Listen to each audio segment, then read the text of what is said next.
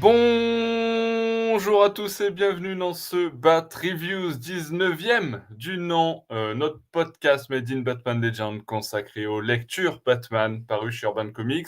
Ce mois-ci, c'est pour les lectures du mois d'octobre 2021. C'est Nico et je suis accompagné de deux autres membres de la team pour ce podcast avec Alexandra, Salut! mais aussi Siegfried. Bonjour à tous. Et du coup, un petit mois de lecture en octobre au niveau Batman parce qu'il n'y a que 4 lectures qu'on va aborder dans ce podcast et on va entamer tout de suite avec un crossover qui concerne l'univers de Batman avec Joker, The Mask, avec l'univers du masque que beaucoup connaissent au travers du film avec Jim Carrey. Et donc, Alex, est-ce que tu peux nous parler de ce comics paru chez Urban? Yes, exactement. Donc, Joker The Mask, c'était vraiment la grosse lecture où j'ai pris le plus de plaisir pour le mois d'octobre. Il y a deux gros récits. Donc, en gros, c'est 4 numéros. Donc, on a d'abord un récit des années 2000, donc Joker The Mask, qui reprend complètement le design de Batman TAS avec le travail de Bruce Timm et Paul Dini. C'est produit. Pardon, je te coupe, mais c'est Tim qui est au dessin ou c'est... Je l'ai pas lu, moi, encore. Non, c'est Non, c'est pas Ramon Timm. F. Max. Mais Ouais, Ok, c'est ça. ok. En fait, ce que j'allais dire, c'est scénarisé par Henry Grilro et dessiné par Ramon Bax. Et ça, en fait, ça reprend un design. Donc, c'est très. D'accord. Il y a, comment dire, il y a quelque chose de nostalgique aussi à voir ces dessins. C'est quelque chose de très rond. On reprend aussi les couleurs qu'on peut voir dans les couleurs d'Harley Quinn dans Mad Love, même au niveau du design d'Avy, etc., ou encore de Jim Gordon. Mais c'est un autre dessin, comme par exemple peut faire LJ Arkham sur Instagram, si vous suivez un petit peu nos réseaux sociaux, qui reprend aussi du design de Batman TAS. Mais pourtant, c'est lui qui dessine sur le digital. Là, c'est un peu Ok. pareil. Et donc, c'est un récit en soi tout simple. Du Joker qui va faire des braquages avec Harley Quinn. On retrouve un peu vraiment le même dynamisme dans Batman TAS avec ces deux-là, quelque chose d'assez rafraîchissant. Harley qui est suspendu à ses lèvres. Et là, ce qui change, c'est que donc il tombe sur le fameux The Mask et Joker décide de le porter sur lui et ça lui transcende l'identité. Donc The Mask, quand tu portes The Mask, tu es complètement dépendant d'une folie plus. Donc t'imagines bien quand c'est le Joker, c'est complètement démultiplié. Et là, Harley du coup est complètement invisibilisé. Il part dans des plans machiavéliques encore plus fous. Gordon est complètement dépassé. Évidemment, on a Batman, hein, même si c'est pas vraiment le héros principal. Hein, on voit beaucoup comment le Joker s'habitue à cette nouvelle vie avec le masque. C'est assez délirant, c'est rafraîchissant. Franchement, c'est un vrai bonheur d'avoir lu ce récit-là. Hein. C'est pas transcendant au niveau de la narration, mais on prend un vrai plaisir. Et surtout, la grosse surprise, moi, j'avais pas forcément fait gaffe au niveau de la com. Donc, la couverture montre bien le récit Joker The Mask. Il y a un second récit qui est Lobo vs The Mask, qui date de 1997. Moi, j'ai vraiment un grand amour pour Lobo, même si j'ai pas lu beaucoup de récits. Et alors, le duo est complètement efficace. Donc, Lobo, c'est le chasseur de primes des galaxies qui tue ou qui, en tout cas, kidnappe des gens pour de l'argent. Et là, il est mandaté par un groupe galactique, je ne sais plus trop le nom, pour attraper cet homme-là qui, finalement, porte le masque. Et du coup, oui, Lobo est mandaté pour aller chercher The Mask. Et contrairement à la première histoire, là, c'est délirant dans le sens où c'est très gore, il y a beaucoup de tueries. En fait, c'est une succession de péripéties où chacun va vouloir attraper l'autre, en fait, et dans un jeu un peu morbide et terrifiant.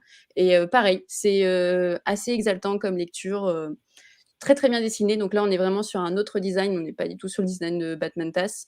J'ai plus du tout le nom du dessinateur, mais peut-être que je peux vous le trouver. C'est Doug Mahnke sur Lobo the Mask. Ouais, c'est ça, exactement. Donc moi, je suis complètement fan. Les traits sont vraiment appropriés au récit. Et c'est vraiment si vous l'avez bien compris, une grande lecture du mois d'octobre que je conseille. Ouais, une bonne lecture. Alors, est-ce que Siegfried sera du même avis? Oui, absolument, c'est un chouette volume. Et comme Alexandra, j'ai nettement préféré la seconde aventure à la première, ce qui est un peu étrange vu que la communication ne porte que sur la première. Donc Mais évidemment, oui. on joue sur le sex appeal du Joker, mais c'est un peu gênant d'appeler ça Joker vs The Mask, alors qu'en fait, la moitié de l'album, et peut-être même un peu plus de la moitié, je crois, c'est Lobo contre le masque. Donc Ouais, déjà, l'histoire de Lobo est plus grande. il y a un peu de trahison là-dessus. Sur le quatrième de couverture, le synopsis ne porte que sur le Joker contre le masque. Donc on évoque bien Lobo dans le résumé, enfin dans la synthèse de l'ouvrage, mais on ne sait pas trop si c'est une aventure séparée ou s'il va apparaître dans la même aventure. C'est vraiment pas clair. Et puis évidemment, il y a toujours cette mention récit complet au dos des albums urbains, mais qui est au singulier. Donc rien ne dit qu'il y a deux récits complets dedans. Donc c'est vraiment très bizarrement fait en termes de com, alors que ça coûtait vraiment rien d'ajouter une petite ligne contient Joker vs The Mask et contient Lobo The Mask. Donc c'est vraiment dommage parce que le Lobo The Mask est vraiment plus intéressant. Joker vs The Mask, c'est tout à fait sympathique. Le seul problème pour moi, c'est que donner le masque de The Mask au Joker, ça en fait un personnage qui finalement n'est pas si différent que ça. Donc on a beau avoir tous les personnages qui n'arrêtent pas de dire au nouveau Joker, Joker slash The Mask, mais tu n'es plus le Joker, tu n'es plus drôle pour essayer de essayer de faire ressurgir l'entité Joker en lui et créer une espèce de conflit entre les deux identités de Joker et du Masque. En soi, en tant que spectateur, on voit pas forcément de différence dans l'humour, dans les procédés du Joker, à part qu'il peut faire apparaître par une espèce de magie de gadgets, plein de trucs, la dynamite, des armes, des vaisseaux, un peu de nulle part. Enfin, on se souvient tous du masque, du film The Mask, donc c'est un peu le même concept. À part ça, l'humour, les techniques de destruction sont exactement celles du Joker. Donc c'est un petit peu dommage d'avoir pris un personnage délirant, lui avoir donné un concept encore plus délirant, pour finalement n'en faire qu'une espèce de ressuscité du Joker qui est pas si intéressante que ça. Alors que au début de cette histoire, je trouve ça assez chouette, on avait un petit sbire du Joker qui mettait le masque et qui du coup devenait pratiquement un associé du Joker, un pendant du Joker, et le Joker était même jaloux de ce personnage.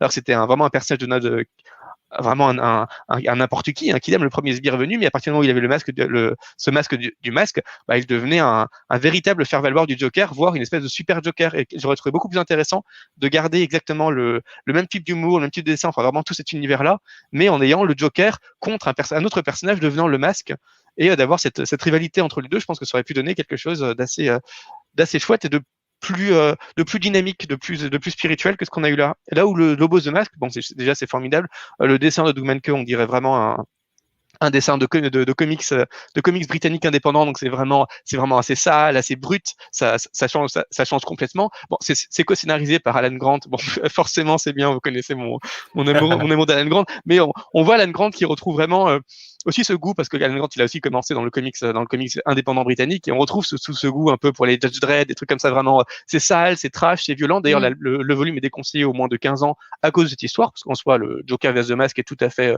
enfantin et gentil, là où le Lobo vs The Mask, là on comprend un peu plus l'interdiction moins de 15 ans, parce que c'est assez gore. Et en termes d'humour, c'est vraiment inventif. Enfin, à chaque planche, il y a plusieurs idées et tout fonctionne vraiment bien. C'est extrêmement cartoonesque. Et comme on a ces deux personnages, Lobo et le Masque sont tous les deux invincibles et extrêmement puissants, ça donne vraiment et en plus d'avoir une espèce de décalage humoristique par rapport aux situations, ça crée vraiment quelque chose d'assez fou, à la fois quand ils s'affrontent, puis quand ils décident de coopérer. Et c'est vraiment un festival. À la fin, on a même Lobo qui devient le Masque. Donc, je redoutais un peu qu'on retrouve le problème du premier récit, où un personnage déjanté met un masque déjanté et devient finalement, et ne parvient pas finalement à se transcender. Et en fait, c'est encore plus dingue. Enfin, c'est totalement inattendu, mais ça va vraiment encore plus dans tous les sens, c'est encore plus fou. Donc, évidemment, c'est complètement régressif. C'est vraiment de la pure violence gratuite, du pur humour de cartoon, mais c'est vraiment complètement délicieux. On a même, de temps à autre, l'éditeur du comics qui vient signaler au spectateur, s'excuser auprès du lecteur pour dire que, bon, les deux scénaristes, Arcudi et Grant, ils n'ont pas vraiment peaufiné le scénario, ils font juste de la violence trash, donc il est vraiment désolé auprès du lecteur, et il se fait pourfendre par les armes de Lobo et du Masque. Enfin, c'est des petits clins d'œil. Évidemment, c'est des procédés qui avaient déjà été mis en place dans She-Hulk et Marvel, notamment. On détruit vraiment le quatrième mur assez régulièrement, mais à chaque fois, ça marche vraiment, vraiment très bien. Une espèce d'économie des moyens. On sait ne pas en faire trop sur ces procédés pour conserver une vraie variété, une vraie inventivité du début jusqu'à la fin. Donc, c'est vraiment très chouette. Rien que pour ce récit-là, l'album en vaut la peine, là où le premier, celui qui malheureusement donne lieu à la couverture, eux quand même, bon, est gentil, mais quand même relativement plus oubliable, alors que là on passe vraiment un super moment. C'est vraiment excellent dans le genre road trip complètement génocidaire entre deux personnages complètement tarés. C'est vraiment du bon cartoon, donc ça je recommande vraiment chaleureusement. Grosse recommandation donc pour ce Joker The Mask, vous l'aurez compris, Joker Lobo The Mask. Parce qu'effectivement, Lobo Bah ouais. prend beaucoup de place, le récit Lobo The Mask prend beaucoup de place dans ce récit. Tiens, un invité nous rejoint, justement, Jim Carrey en direct. Quel est votre Putain, avis arrête, j'y ai trop cru quel là. quel est votre avis sur la critique dont vient nous partager Alexandra et Siegfried? Splendide. Voilà, donc splendide cette critique de Comment Joker t'aurais The fait Mask. si notre avis était négatif? Juste question. Hein, Eh bien, je comptais sur votre générosité.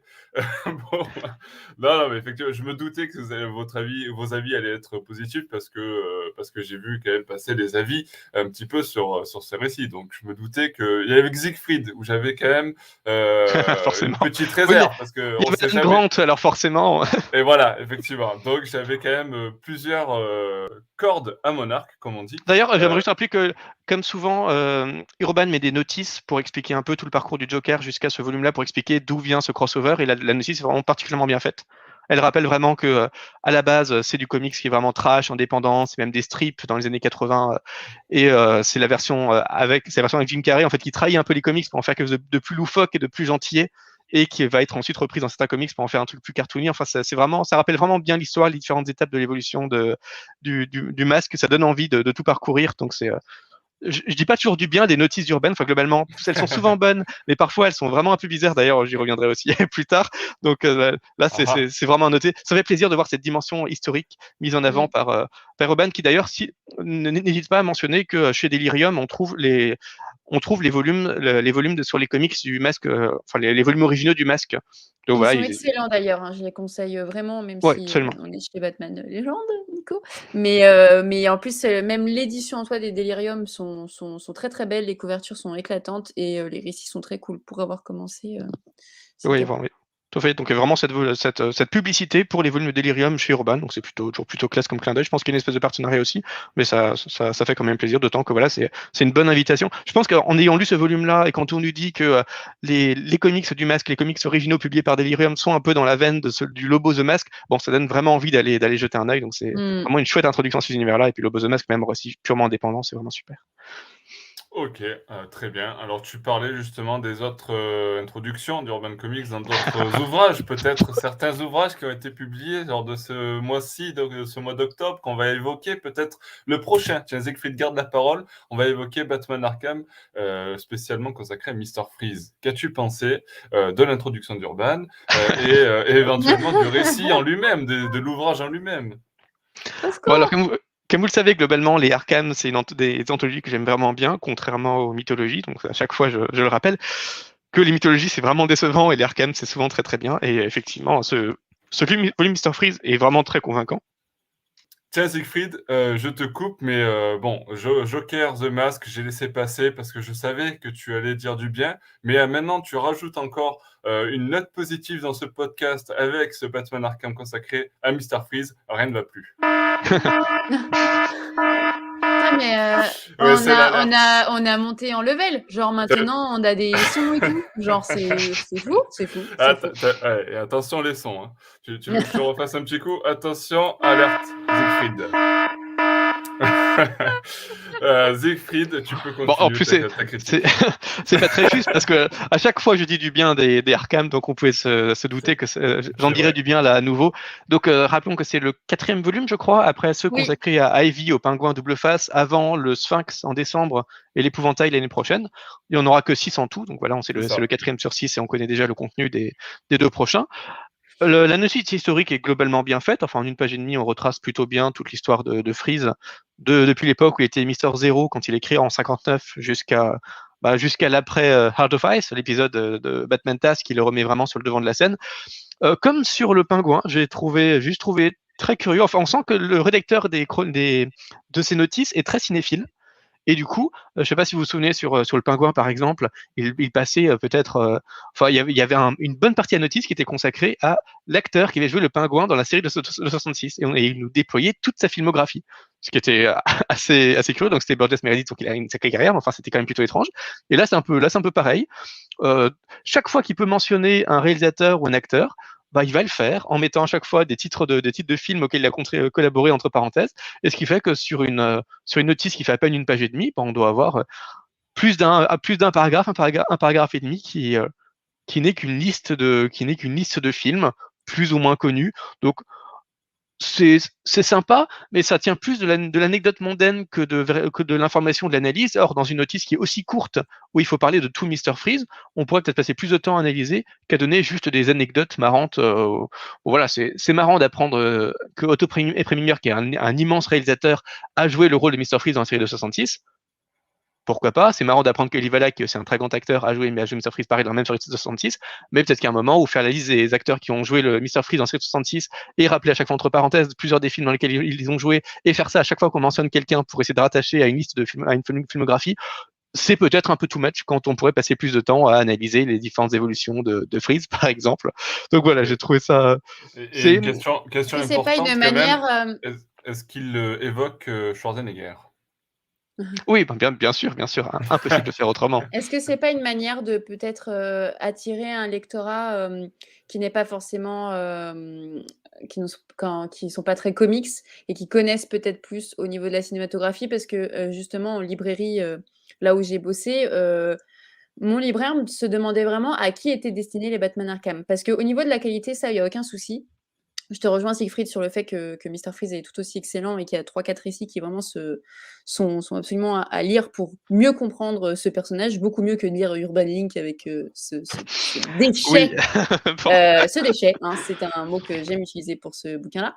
Mais voilà, est-ce qu'il est destiné du coup à des personnes néophytes? Je suis pas très sûre parce que c'est quand même un peu pointu. Et puis bon, est-ce que ça reste quand même une anthologie? Est-ce que du coup c'est pour les gros passionnés, mais il y a certaines choses qu'on sait déjà? Ou est-ce que c'est pour les collectionneurs comme un peu moi, où je me dis, bah voilà, comme j'aime ces personnages-là, je connais pas tout, et puis j'ai envie d'avoir ces belles collections avec ces belles couvertures, je les prends. Ça, c'est un peu compliqué. J'arrive pas vraiment à savoir à qui ils destinent ces anthologies-là. Pour moi, c'est plutôt aux amateurs. Donc déjà, Aux évidemment, il amateurs? faut aimer Batman, il faut être un peu versé dans Batman, parce que sinon, on va pas offrir un album sur Mr. Freeze au premier venu. Enfin, c'est pas un cadeau de Noël à un complet néophyte. Pourquoi s'attarder sur un personnage aussi spécifique s'il n'a pas des notions de mythologie?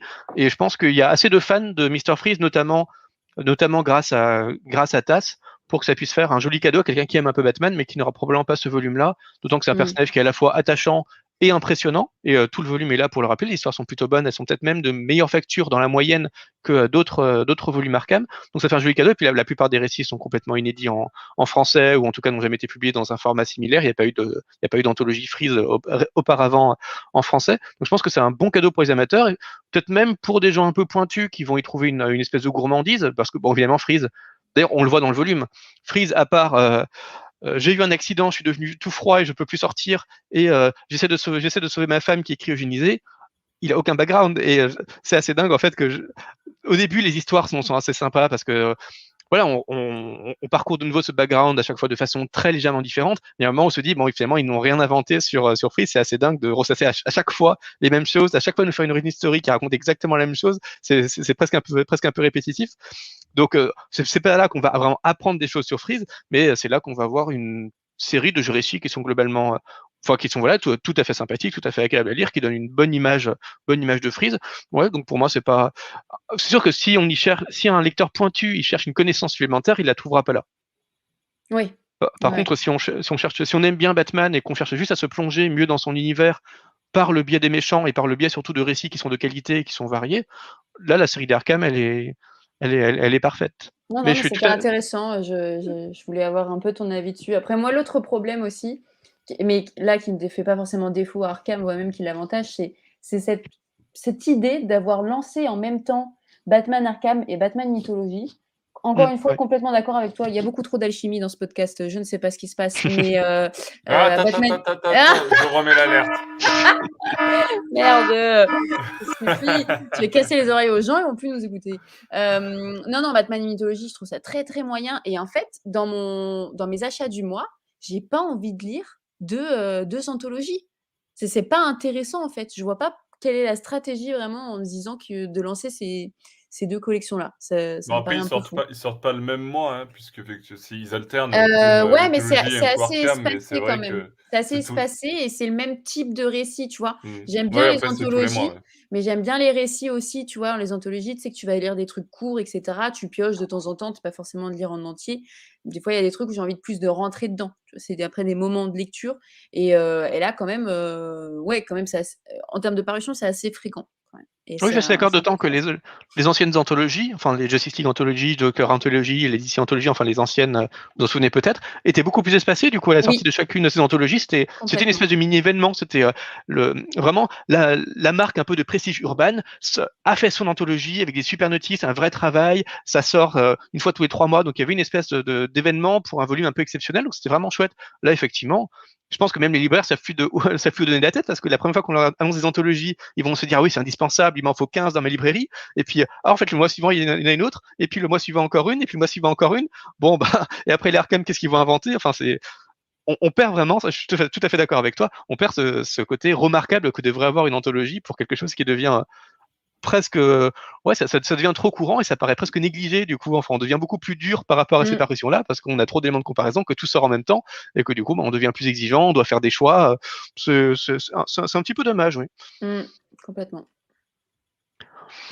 Alors dans ce volume on n'a que 9 histoires, c'est certainement le volume où on a le moins d'histoires différentes. Enfin il me semble que dans les autres on en avait quand même bien plus. C'est parce qu'il y en a Oui, il qui y en avait sont plus, ouais. Mmh mh. Parce qu'il y en a une notamment qui est beaucoup plus longue que les autres et qui n'est d'ailleurs pas du tout la meilleure. C'est le Neige de J.H. Williams III, de Dan Curtis Johnson et Seth Fisher. Qui est, bon. En tout cas, ce qui est bien, c'est qu'on a la première histoire dans laquelle apparaît Freeze. Donc on respecte quand même ce côté un peu patrimonial qui m'avait manqué dans le dernier Batman Mythology où à chaque fois on évoquait des personnages sans montrer leur première apparition, ce qui est toujours un peu dommage. Là, on nous montre bien d'ailleurs que le personnage n'a aucun intérêt au début. Il est condamné à vivre dans le froid, ça pourrait donner un côté tragique, mais en fait à la fin il est guéri parce que Batman lui balance de la vapeur dessus pendant la bagarre et du coup il est guéri de sa maladie. Bon, le scientifique de génie qui a oublié, qui n'a pas vu que se mettre un peu de vapeur dessus ça le guérit de sa maladie, c'est quand même un peu inquiétant. Mais voilà, c'était vraiment pas très intéressant. Du coup, on saute immédiatement après en 84. Donc on saute 25 ans d'histoire des comics pour pour déjà un très bon récit de Doug Moench et Don Newton où Freeze veut congeler Gotham et on a vraiment des réflexions assez modernes. Il se demande que va faire le reste des États-Unis si je commence à congeler Gotham. Qu'est-ce que je vais faire moi dans cette ville congelée? Quel est vraiment mon but derrière? Comment est-ce que je vais la congeler, sachant que mon canon suffit pas? Enfin, on n'a pas juste un super vilain qui arrive avec son canon, qui congèle tout et puis qui est vaincu par Batman et c'est tout. Enfin, il se pose vraiment des interrogations très pragmatiques. D'autant qu'on a un Mr. Freeze qui est très musculeux, assez imposant, et il est question de Julia, qui est la fille adoptive d'Alfred. Donc on a vraiment un comics qui préfigure le Batman et Robin, le film Oni de Joel Schumacher, mais plutôt dans le bon sens du terme, avec un récit plutôt impressionnant. D'ailleurs, on continue avec Doug Moench, juste après un autre récit de 95, cette fois dessiné par Kelly Jones. Et bon, évidemment, c'est Moench et Kelly Jones. Enfin, on sait à quel point ce duo sait faire des merveilles dans le gothique. Et donc, on a une histoire qui est complètement classique, mais avec qui prend des proportions complètement folles grâce au dessin complètement gothique de Kelly Jones. Donc ça, c'est assez chouette. Et ça semble vraiment être une caractéristique des premiers récits. Cet objectif de rendre Freeze vraiment impressionnant. C'est souvent une masse pratiquement invincible qui avance et qui détruit tout sur son passage et qui à chaque fois est montrée en contre-plongée. Ça donne vraiment envie ça crée une certaine fascination chez le lecteur pour ce personnage. Alors même que c'est un personnage, nous rappelle la notice, qui était globalement plutôt négligé auparavant. D'ailleurs, il avait été tué dans les comics juste avant le film Batman et Robin. Enfin, il y a carrément des périodes où il apparaît pas du tout, ou bien il apparaît uniquement avec d'autres super vilains parce que on estime que lui-même n'est pas de taille comme ennemi de Batman. Et après Heart of Ice et Batman et Robin, il y a vraiment une espèce de regain d'intérêt populaire pour ce personnage qui fait que on essaye vraiment dans les comics de le rendre impressionnant pour essayer de justifier qu'il se pérennise. Effectivement, ça marche vraiment très bien. Bon, on a un tout petit récit. Ah non, on a un super récit de Paul Dini dessiné par Mark Buckingham. Pas forcément super bien dessiné, mais on a aussi de nouveau un Freeze vraiment terrifiant qui décide de faire régner l'ordre à Gotham. Et ce que je disais, il avance vraiment comme une force un peu omnipotente. Même Batman a du mal à triompher. Et en gros, il se balade dans les rues en rasant absolument tout sur son passage. C'est vraiment assez assez puissant.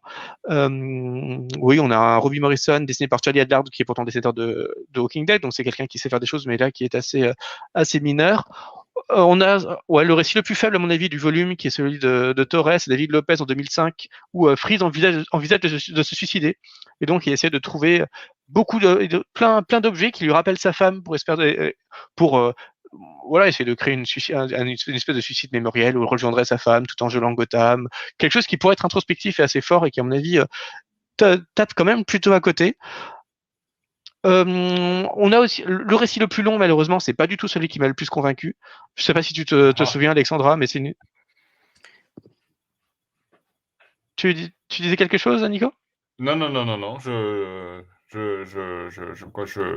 J'acquiesçais. D'accord. J'acquiesçais de tes paroles.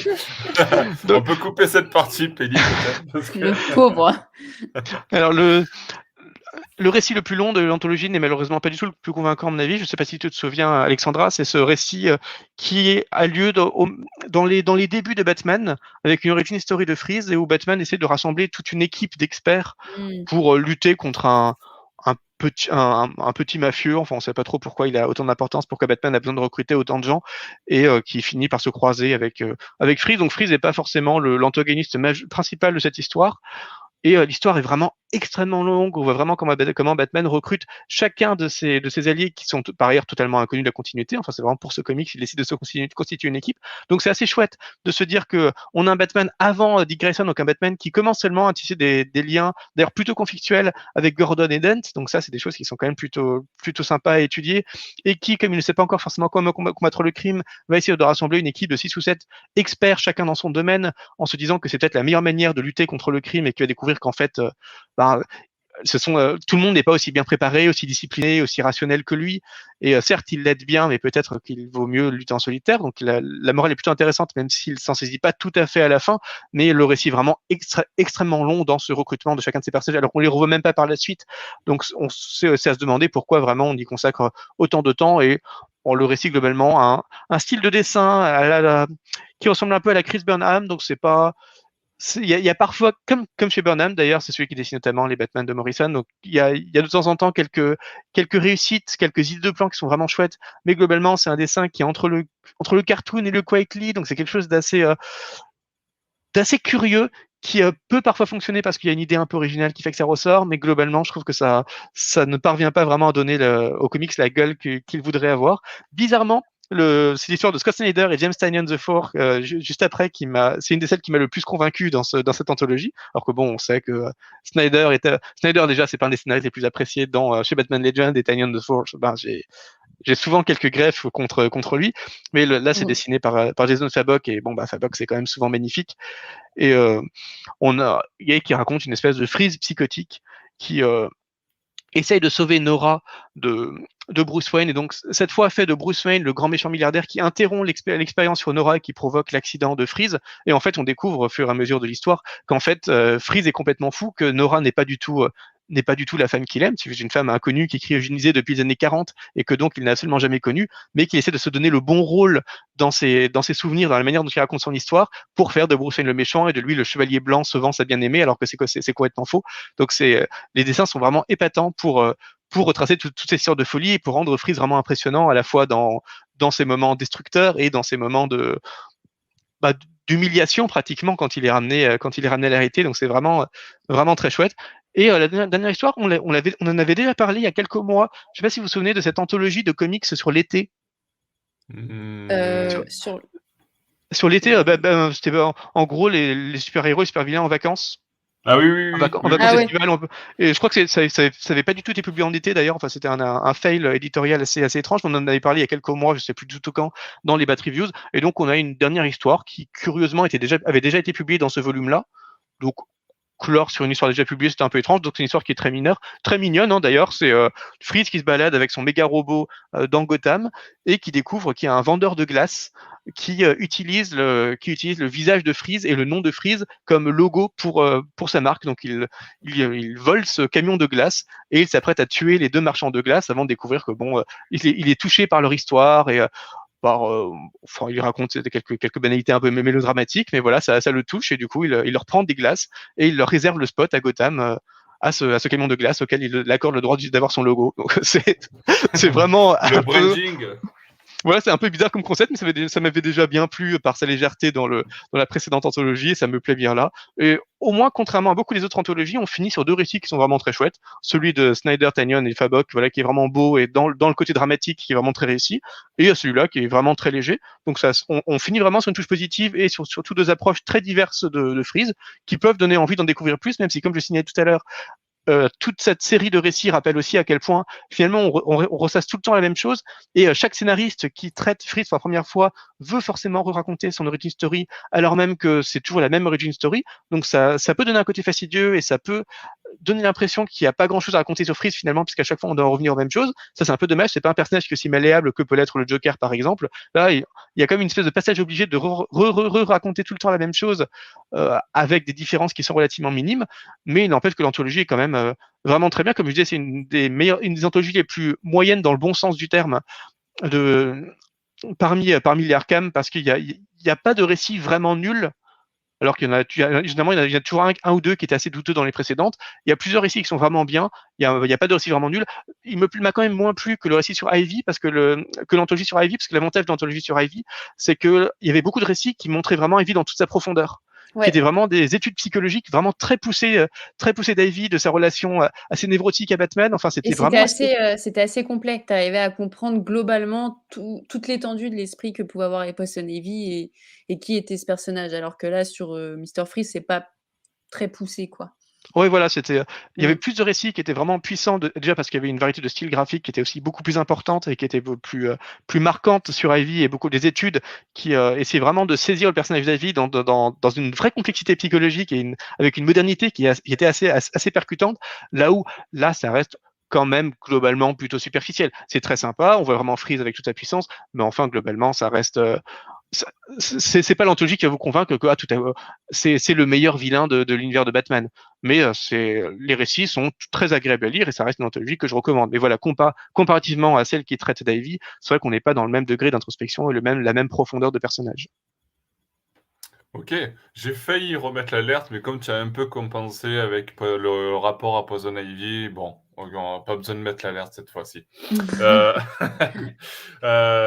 Tiens, Alexandra, je vais te lancer sur le prochain récit, un récit que l'on déjà, a... Alexandra, c'était quoi ton récit préféré, toi, dans cette anthologie? Mon récit préféré, alors attends, faut que je me souvienne parce que je l'ai lu il y a un petit moment. Qu'est-ce que je m'étais noté? Hop. Est-ce qu'il y en a qui t'ont marqué particulièrement? Tac. Attends, qu'est-ce que je m'étais mis? Moi, j'aimais bien aimer le premier. Le premier qui est Cœur de glace, avec Paul Dini. Sûrement parce que c'est Paul Dini.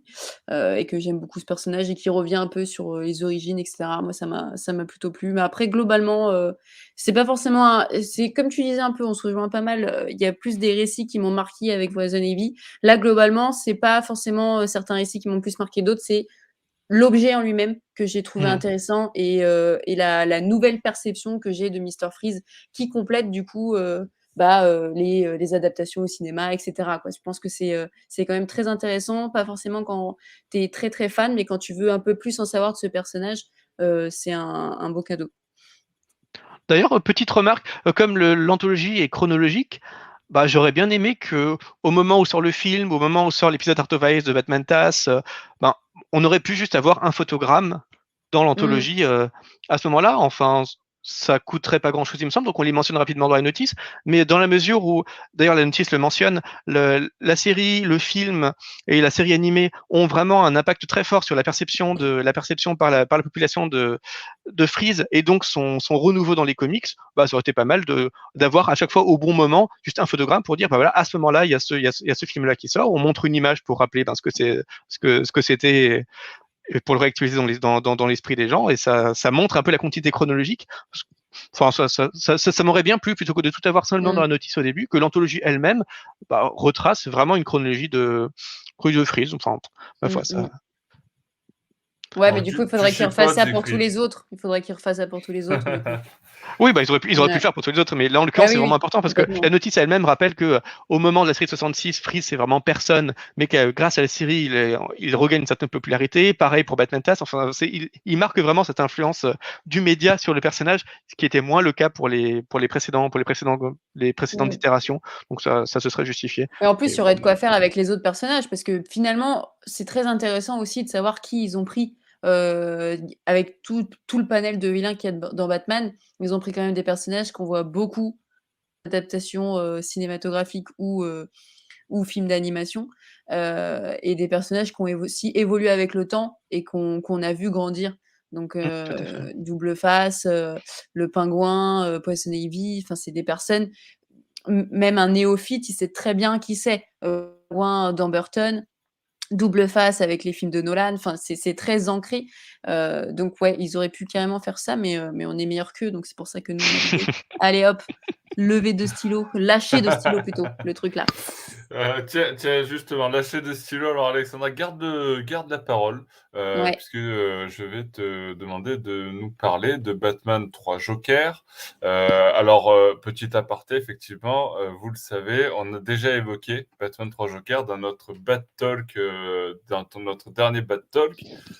Donc, on va dire qu'on a étudié le récit sous toutes ses coutures, en long, en large, en travers dans ce podcast. Donc, je vous mettrai le lien dans la description de cette vidéo sur YouTube ou dans la description de cet article directement sur Batman Legend, directement vers cet autre podcast, puisqu'effectivement, si vous voulez tout savoir sur Batman 3 Joker, c'est là que ça se passe. Mais pour ceux qui n'ont pas envie d'écouter l'autre podcast qui dure une heure, près d'une heure, peut-être que Alexandra, tu peux leur faire une petite présentation de ce Batman 3 Joker. Ouais, et puis en plus, je crois que j'ai pas participé à celui-ci, et je crois que même pire, je vous ai pas écouté encore. Donc je le C'est ferai tout de mal. suite après, Oh là ouais. là là là. Tout, tu vas l'écouter, tu reviens. Non, non, mais là, j'ai une bougie, je vais l'allumer, puis je vais me brûler un petit peu, puis après je reviens, quoi. Très bien. Du coup, Free Joker, alors j'ai plus exactement la date de parution, mais on est sur une histoire, donc un one shot écrit par Jason Fabok et décidé par Jeff Jones, qui est du coup l'histoire de possiblement 3 Jokers. Donc on reste plutôt évasif, mais on comprend très vite qu'il y a pas du tout de subtilité, sur voilà une série de meurtres. Donc les 3 Jokers, c'est un Joker criminel qui revient en fait, enfin qui symbolise un peu celui des années 40, un Joker clown de la période des années 60 et le comédien, celui d'Alan Moore. Ouais. Et donc du coup, on va Ce voir ce qu'on a appelé dans notre podcast, les 3C. Donc, voilà, les 3 C. ouais, enfin, OK. écoute, je te renverrai Arrête de vers le me podcast. spoiler, Je te oh, renverrai vers le c'est fou. podcast pour comprendre cette petite blagounette. Heu, OK, et donc du coup, face à ces 3 jokers, on a 3 héros. Oh wow, vous vous attendez à cette chute. Donc Batman, Batgirl et Red Hood, et c'est pas anodin qu'on les choisit eux, c'est l'histoire de le clown vs Batgirl dans le fameux Killing Joke. Hem, le criminel plutôt, je crois, face à Red Hood, dans le fameux Un deuil dans la famille où du coup, Jason Todd a failli y passer quand même, en étant laissé à l'abandon, dans une petite cabane, bien enflammée, et évidemment, la dualité suprême qu'il y a entre le Joker et Batman, et donc il y a cette course-poursuite où à un moment donné, Red Hood en attrape un, va jusqu'à, attends, je peux spoiler? Je spoil ou Pas de pas là? spoil, pas de spoil, pas de spoil. Va jusqu'à atteindre des choses qu'il faut pas trop faire parce que c'est pas bien. Je me demande ce que c'est, hein, je me demande ce que c'est. Il a en fait, Ah, il allait aux toilettes, il a pas baissé on la est cuvette, c'était quand même c'était vachement ouf, quoi. Non, non, mais du coup, voilà, sans spoiler, voilà, il y a en gros cette, course-poursuite qui se passe entre ces jokers-là et ces 3 personnages-là. Le gros point positif pour moi, c'est le dessin, parce qu'il y a rien à dire. Moi, je reste complètement subjuguée par ces planches. Moi, c'est un des traits que j'aime beaucoup. Les belle, l'ambiance se porte très, très bien. Ça se lit bien, c'est une bonne histoire, ça, il y a pas de souci. One shot, comme je disais. Par contre, ça n'a rien de révolutionnaire. Il y a eu tout un effet de com autour, déjà quand c'est apparu en VO et ensuite en VF, avec un effet en plus de promotion, avec différentes couvertures qui mettaient en avant une couverture classique des 3 jokers, puis ensuite des 3 héros. En fait, des récits qui étaient beaucoup plus à mettre en avant que celui-là, parce que c'est une copie conforme à ce qu'on a déjà vu avant. Un des gros soucis pour moi, c'est la distinction nette des différents jokers, notamment entre le clown et le comédien. J'arrive pas à savoir vraiment qui est qui, et c'est un gros problème pour moi parce que ça aurait été encore plus intéressant. Moi, l'idée du 3 jokers à la base, pourquoi pas? Après, moi, j'aime pas qu'on essaye de démystifier des mythes en me disant, voilà, c'est vraiment son origine à lui, on essaye de comprendre ça, parce que c'est aussi pour ça qu'on aime l'intérêt de certains personnages, on ne connaît pas tout. Mais là, on te vend quelque chose qui est triptyque sans vraiment être triptyque parce que c'est très flou. La ligne est très floue. En soi, sur les émotions des personnages, c'est pareil. On joue sur l'émotionnel qu'a pu avoir Batgirl lors de son accident, l'émotion très forte qu'a Redwood qui a failli y passer, mais c'est en surface. On n'arrive pas à aller plus loin que ça. Et on tourne en rond sur la relation qu'a Batman avec ses coéquipiers. Du style, je joue en solo, attends, finalement, j'ai peut-être besoin de vous, attends, mais finalement, tu as peut-être besoin de moi. Et du coup, C'est qui dit la dernière réplique? Ouais. En fait, c'est moi qui étais en train de lire en mode C'est le lecteur, ah, grouillez-vous. Non, mais j'étais en mode choisissez un camp, vous me faites chier. Voilà. Voilà. Mais comme j'ai pas voulu être, j'ai fait ceux qui me connaissent, j'ai l'habitude de faire des bruits bizarres. Mais voilà, c'était un récit qui était sympa à lire une fois pour globaliser le truc. C'est-à-dire que voilà, c'est une claque visuelle pour moi, mais c'est pas du tout une claque narrative. C'est pas du tout ce que j'attendais.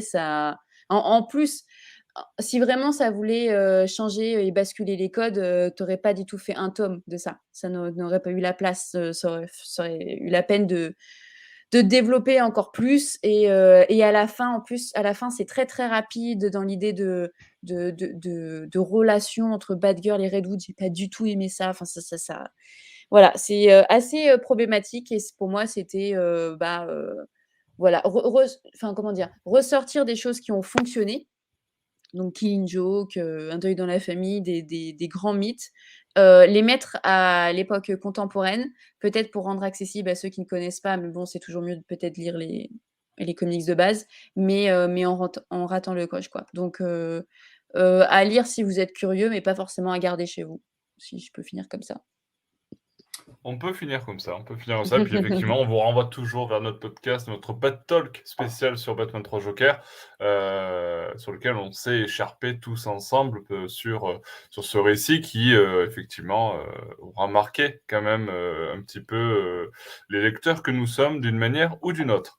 C'est un récit qui a surtout marqué grâce c'est ce que d'ailleurs disait Alexandra, grâce au marketing assez massif qui a été fait par DC puis par Urban autour de ça, pour le présenter absolument comme un event, alors que, de toute façon, c'est ce que je disais dans le podcast, je partage complètement l'avis d'Alexandra, c'est un récit qui en soi est correct, sympathique, oubliable, mais qui se lit plutôt bien, mais qui n'est pas du tout à la hauteur de la hype qu'il a générée, de l'attente qu'il y a pu y avoir là-dessus.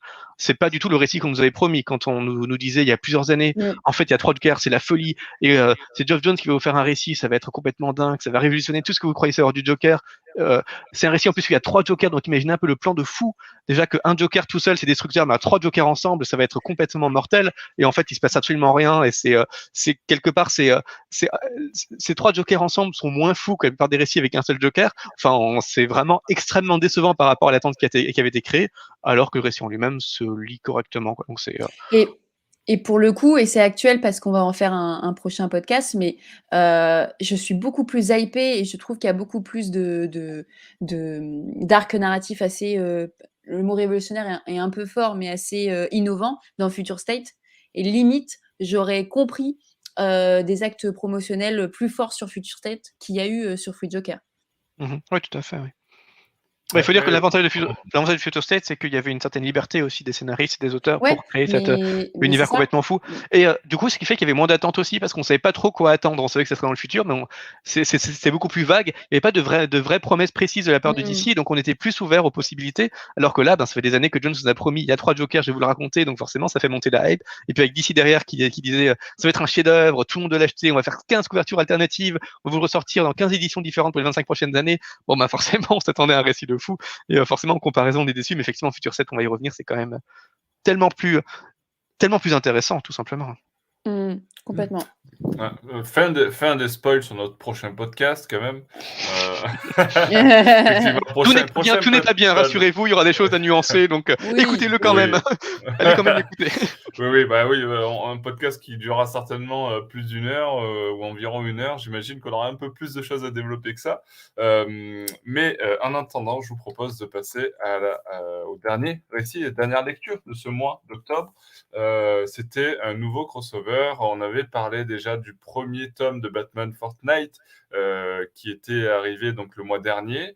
Et là, cette fois, pour ce mois-ci, la suite directement. Alors, c'est une petite suite, 48 pages seulement. Le premier tome était plutôt une réussite, c'est en tout cas l'avis des rédacteurs de Batman Legend à ce moment-là. Et Siegfried, est-ce que ce deuxième tome, donc Batman Fortnite Special Foundation, c'est le nom de ce volume, en 48 pages, est d'un aussi bon calibre que le premier tome qu'on avait découvert avec Batman Fortnite? Alors, pas du tout. Ça y est. Je peux ranger l'alerte.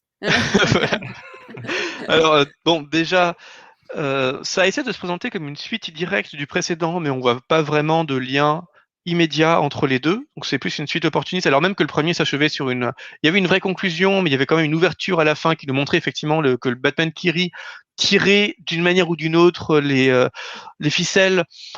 Donc il fallait sans doute raconter cette histoire-là, mais là, la manière dont c'est raconté, est complètement dispensable et le reste du récit ne fait pas forcément le lien assez clairement avec les événements qu'on a déjà vus. Donc si vraiment votre but c'était de prolonger l'expérience du premier, il faut pas forcément s'aventurer vers ça. Le dessin déjà est très différent, c'est dessiné par Joshua Hickson, donc on est très loin du style qui était graphiquement c'était vraiment très propre le précédent volume. C'était assez étonnant même qu'ils aient pris autant de soin dans le dessin, alors que parfois en continuité de Batman, donc là on s'attendrait à voir les meilleurs artistes, c'est parfois un peu fluctuant.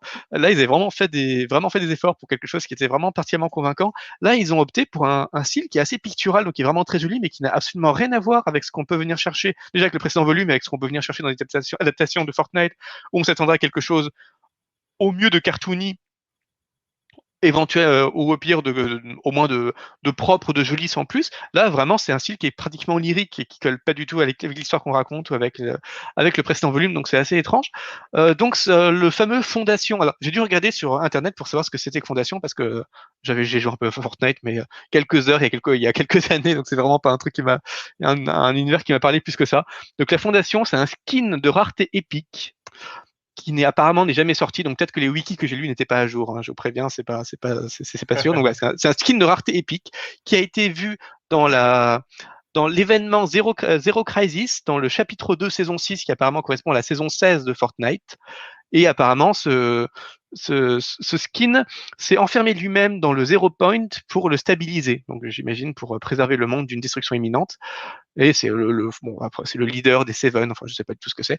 Bref, et donc au début de cette intrigue, il y a une espèce de portail, comme dans le premier volume d'ailleurs, qui apparaît à Gotham, et ce portail réveille ce personnage qui s'appelle Fondation, qui est une espèce de robot androïde, je sais pas trop, extrêmement puissant, et qui rencontre Batman, et qui, avec Batman et le reste de Justice League, va essayer d'affronter des espèces d'abominations venues du portail, ainsi que des super vilains qui, on ne sait pas trop pourquoi, sont là, essaient d'accéder au portail, mais en fait n'ont pas grand chose à faire là, dont le Batman Kiri. Bon, bah, déjà, vous sentez que ça m'a pas particulièrement emballé et que les enjeux sont un peu étranges, à part qu'on nous dit, voilà, il y a des méchants, il y a des gentils, on rajoute un héros, mais on sait pas trop qui c'est parce qu'il n'y a pas, le récit est vraiment court, il y a une quarantaine de pages, donc on n'a pas du tout le temps d'appréhender le personnage dans une espèce de complexité, c'est juste une espèce d'androïde qui arrive dans notre univers dont Batman se méfie au premier abord, mais qui finit par les aider.